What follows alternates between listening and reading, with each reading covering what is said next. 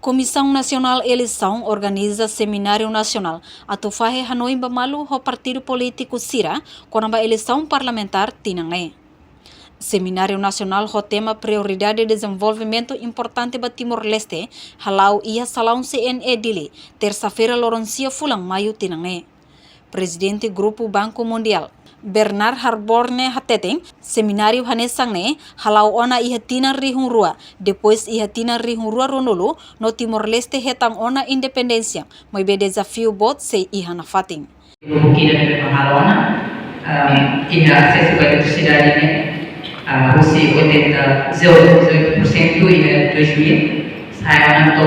96% hanesan que observar as slide barat memang atendimento sira halona masih governo sira desde mengira kita hetang dari independência mas bem desafio você ihana fati. Enquanto o presidente CNE, José Agostinho da Costa Belo afirma, CNE serviço hamuto com o Banco Mundial, o insamak Belo resolve preocupação nebe iha.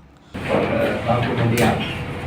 Preocupação durante o dia, antes do debate, o CNE se promove dia 16 de setembro. E terceiro, que assunto de importante do Timor, e o Banco Mundial discute o dia. Se vamos for contribuição nesta pergunta, mas bem terceiro dia pergunta se atual, mas dia que tempo de oportunidade com vida para discutir acadêmico sira universitário sira até situação bawa ini lá os instituição política mas economia sai ameaça para Timor Leste maka partido sendiri agora yang palco sira kampanye la posição sendiri bawa dia que sira Banco Mundial famoso informação basira para sira rele ia Hanoi di kampanye negara ke posisi mereka dia elektrosia kata futuro tema saya itu presiden hari prioridade yang disebutkan dunia tambah itare kata parents yang Hanoi kata usually with trade di waktu ne opinion mundial difícil tertebus e kita como parte do mundo já estamos preocupados também Hanoi foi assuntos importantes di Rio seri mana kita somente ia negara kita ia maka utilização de laut dia gasto tem que orang tu menabeia tem que eficiência eficaz selain itu yang promete kita kampanye sebenarnya selalu untuk dia waktu jadi makanya nessa serviço CNE muito